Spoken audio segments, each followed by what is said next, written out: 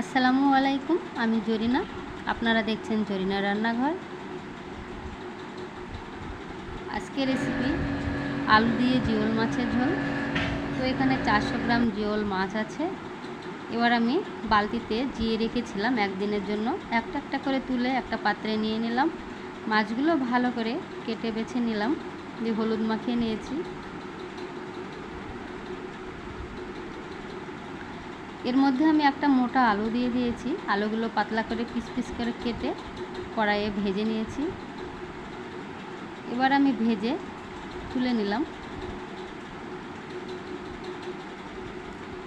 এবার কড়াইয়ের ওই তেলের মধ্যেই একে একে মাছগুলো দিয়ে দিচ্ছি ভেজে নেওয়ার জন্য।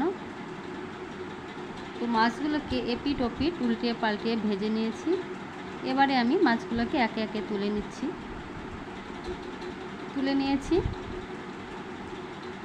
এবারে ওই তেলেই দিয়ে দিয়েছি পেঁয়াজ কুচি। তো আমি দুটো বড় সাইজের পেঁয়াজ নিয়ে নিয়েছি।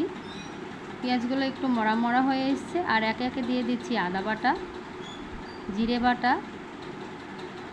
ধনে বাটা, হলুদ গুঁড়ো, লঙ্কা গুঁড়ো, এটা কাশ্মীরি রেড চিলি পাউডার। আর আমি এবারে দিয়ে দিচ্ছি কাঁচা লঙ্কা বাটা।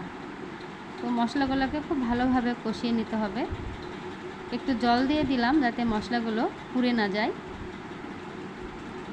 তো মশলাটাকে আমি ভালোভাবে কষিয়ে নিয়েছি। এবারে আমি দিয়ে দিচ্ছি ভেজে রাখা আলুটাকে ভালোভাবে কষিয়ে নিয়ে দিয়ে দিচ্ছি জল।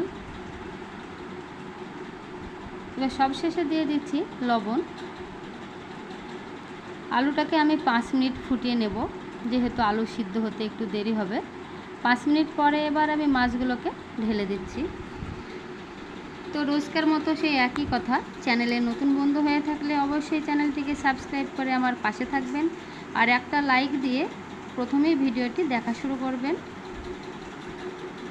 তো এতক্ষণ আপনারা দেখছিলেন জরিনা রান্নাঘর।